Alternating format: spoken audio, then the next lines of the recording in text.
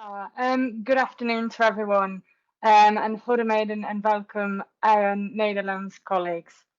So my session this afternoon, I'm going to be talking about, as Har articulate put it, the technological interventions that have sort of made the invisible student become visible, and whether we succeeded in that during the pandemic. So just before I get into the kind of overview of my session, for those of you that are unaware, I just wanted to give you a little bit of background about Manchester Metropolitan University and sort of conceptualize this and frame this for you. We have a student population of around 35,000 students, and we are the 10th largest university in the United Kingdom, and I believe we're the second largest in the north of England.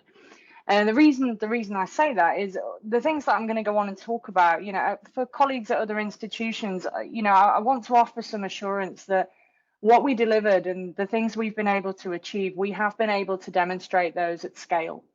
And that's been really, really key for us, is that, a lot of this stuff, as Har alluded to, we've delivered at pace and at scale, and a lot of the time in a very, very agile way with limited testing and deployment straight into our live environments. It's been a real challenge for us. Manchester Met has been is acclaimed for being the University of the Year for Student Retention 2020, a prestigious award from the Sunday Times, and we have been a Simac customer since, I believe, 2017. On the right of the slide is a wonderful shot of our campus, and I was searching around with my director in the last few days, thinking of something unusual to tell you about Manchester that you may not know. There's lots of really interesting historic figures from Manchester, and the best we could come up with is that it's home of the drink Vimto. So apologies for that. There isn't much unusual or exciting other information about Manchester. So yeah, thank you. Next slide, please, Izzy. So yeah, the overview of today's session, I'm going to spend sort of the next 15-20 minutes looking at two technologically enabled interventions that we've made to sort of visualize students' behavioral engagement. And as colleagues will be aware, when the pandemic hit, it sent all of our students home, and a lot of that face-to-face interaction that I think universities are quite reliant on vanished overnight. So one new emergent challenge that we've had to respond to is the contact tracing that's been a requirement for many institutions to undertake for their student population. And we do that using the self-reporting absence portal in Presto Student, which at Manchester Met we brand as My MMU. Second of all, I'm delighted and most grateful to my colleagues at Simac for being able to talk to you about the Teams integration and the attendance feed into Presto. And this is very, very new technology that we've deployed. So I'm delighted to be able to include that in this presentation as well. So two interventions to talk to you about. But before we get into that, just something fun to play around with. So what does Isaac Newton have to do with anything? Pandemics, as I'm sure colleagues are aware, are absolutely nothing new. And back in 1665, the Great Plague struck, and Isaac Newton at the time was a student at Trinity College in Cambridge. And during that year, he was forced to return home to continue his studies at his estate. And, if you read about Isaac Newton, this year is dubbed as the Annus Mirabilis, which translates loosely to the Year of Wonders. So he talks about the self-directed study that he undertook during that time that led him to his kind of early discoveries around the theories of optics and the theories around gravity. And he attributes that to the time that he spent at his estate away from the university. And as many of you will know, when he returned to Cambridge 2 or I believe even 2.5 years later, he excelled academically and went on to publish prior to graduation some of his work. So, the quote that I've put on the slide there is, no great discovery was ever made without a bold guess. And, I'm in the fortunate position that Manchester Met are very, very willing to take these bold guesses and use technology and innovate And I think we've been able to do some really, really interesting and innovative things that I'll share with you this afternoon. So to touch on the sort of academic and the literary background for this, you know, it's been really interesting looking at how students have felt that universities have responded. So High Flyers did a piece of research, and they found that 70% of the students they surveyed thought that universities had responded, on the whole, very well to the coronavirus outbreak. That sentiment is echoed by a number of other scholars, most notably Altbeck and DeWitt, and Daniel talks about a sort of pragmatic getting the job done approach to universities moving online. And JISC ran their Pulse survey, and in their student briefing paper, they found that 68% of their respondents would actually rate the quality of their institution's online digital learning as either the best imaginable, excellent, or good. So that's been really, really positive feedback. And, you know, students have also said that they've enjoyed the autonomy of being, you know, managers of their own time, and that's said by Heard. And it's evident, you know, there is a benefit to both synchronous and asynchronous learning, and the literature broadly supports that.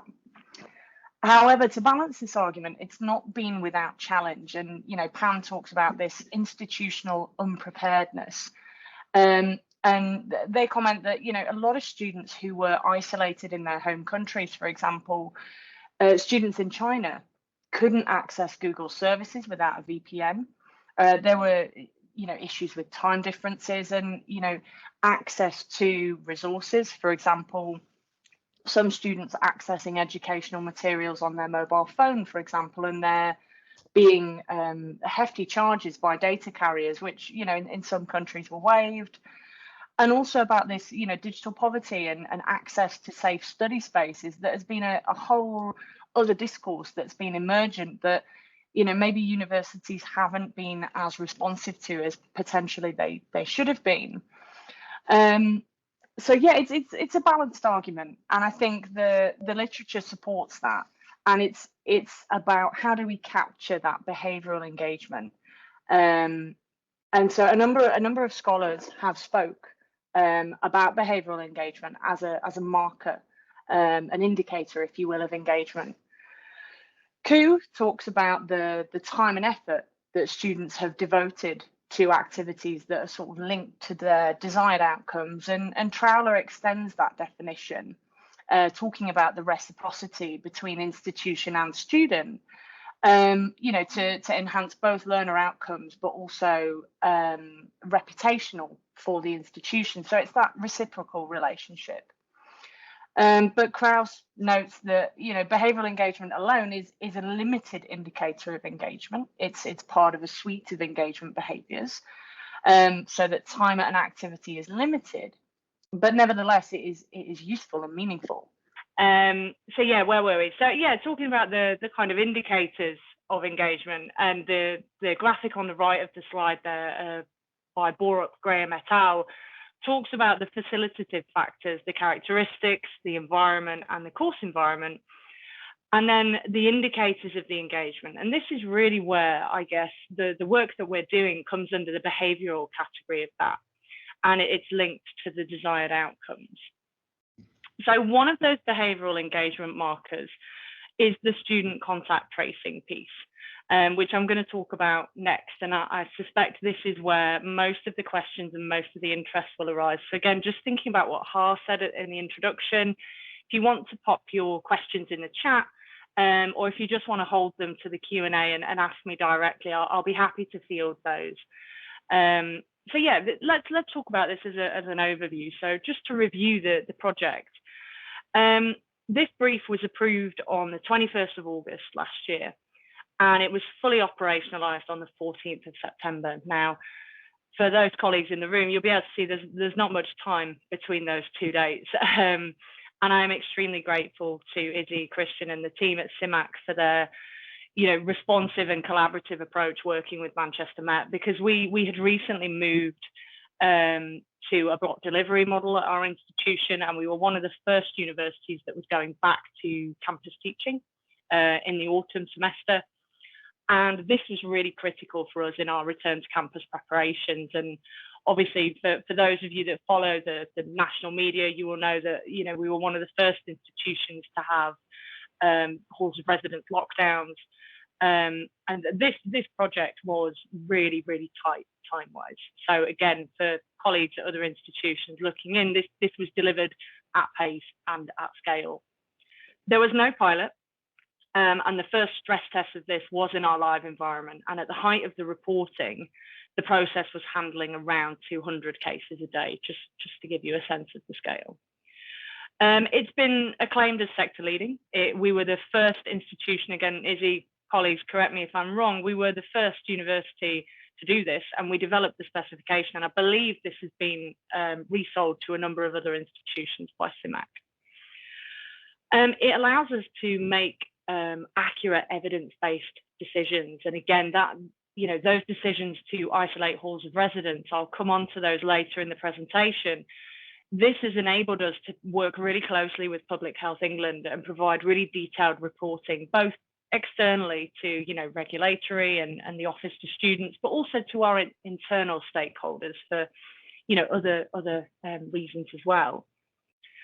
In our internal student survey that we ran last year, it's interesting to note, I think for the first time, timetabling did not get bad press in our student survey, and 82% of our student body felt that they had been kept up to date about the changes to teaching. So again, I'm going to come on to that later on in the presentation about our relationship with TermTime, our timetabling software, and how we've been able to harness that functionality to inform our staff and students, so that they have been able to feel communicated with by the institution about any changes to their teaching. So how does the process work? So students self-report their absence through the Presto student web application, and there are a number of fields and drop downs for them to complete about the date of symptoms, whether they've taken a coronavirus test, when they were last on campus, and a number of other fields that we ask them to complete. The contact trace is then run in Presto, and you can see a screenshot on the slide there of what that looks like. And that data is then triangulated by our engagement team with card swipe data for physical face-to-face campus attendance, just to sort of ratify that and check the accuracy of it. That information is then shared with colleagues in timetabling who review that contact trace and go through and flip the classes online. And they do that using the functionality in TermTime where they create a timetable exception activity, and that generates a Teams link within that activity so that the student can join that session online. After the isolation period is ended, that exception activity is finished and the teaching is part of the normal activity again. Out of the TermTime application as well, there is outward communication to students and staff, you know, signposting information for welfare and various other bits and pieces that is sent out to the staff and students as well. If the student reports their absence, for example, on a Wednesday, we will do the 48 hours prior to that.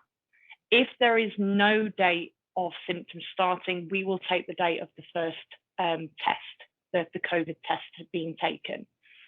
So a number of people have sort of said, oh, has this been static? This has sort of been revised and adapted as information from public health has been coming in and government guidelines have changed.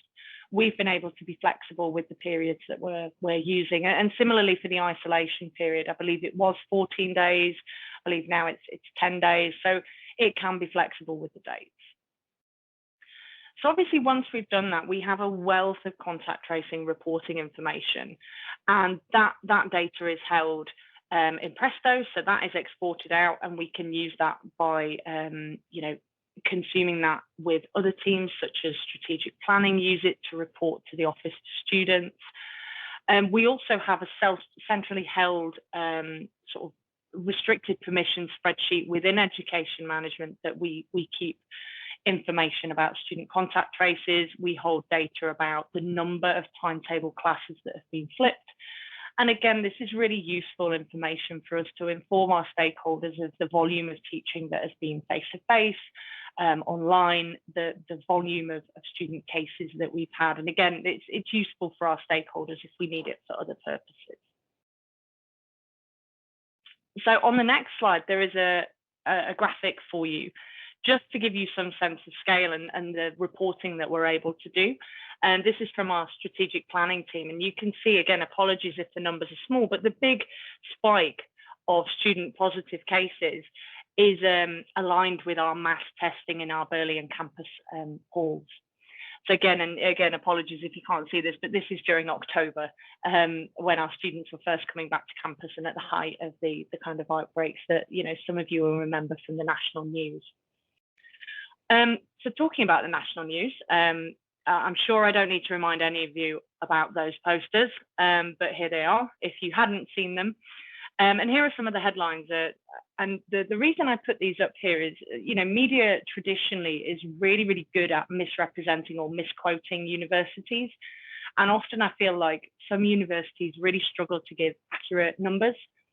It's really, really, really, you know, damning that this was in the headlines. But one of the headlines I was particularly happy with was the Sky News headline that they actually got the number of students that tested positive correct and the number of students that were being isolated. And in the midst of all of that negativity and that sort of noise in the media, you know, we were getting support from other institutions in public health, commending us that we were able to actually safeguard our students' well-being by taking these evidence-driven decisions. So it was sort of a silver lining to a pretty dark cloud.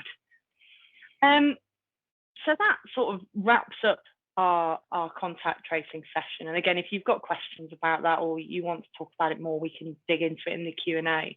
And I'll move along now to our Microsoft Teams to Presto integration. And this, I'm very, very delighted to be able to share this, because since September, we have been working with Simac on the specification for this. And this has taken us a number of months to deliver into production. And again, that's no fault of the project team or colleagues at Simac. For anybody who knows anything about interfacing with Microsoft, it is incredibly difficult. And a number of institutions have tried to do this, and it is very, very difficult to get it right. And again, this project wasn't without its challenges. So since September, there has been a need to record online attendance. Like I said at the introduction, you know, our students vanished from campus and we had no way of knowing whether they were attending sessions or not. So during that time, I'm very grateful to Angelique and colleagues in the engagement management team who have been taking virtual registers manually for those sessions. And again, we are a very large institution, so that's no mean feat. But since March, I'm delighted to say that, you know, those days are behind us, and we have an automated feed from the Teams ingester to the Presto API, which directly maps students' Teams, apologies, there's a typo, that should be Teams, attendance to classes. And there is functionality within Presto for academics and super user roles to be able to manually override and adjust that should they need to. So we've got the automated feed, but we've still got the belt and braces of those super users being able to adjust that if it's not quite right.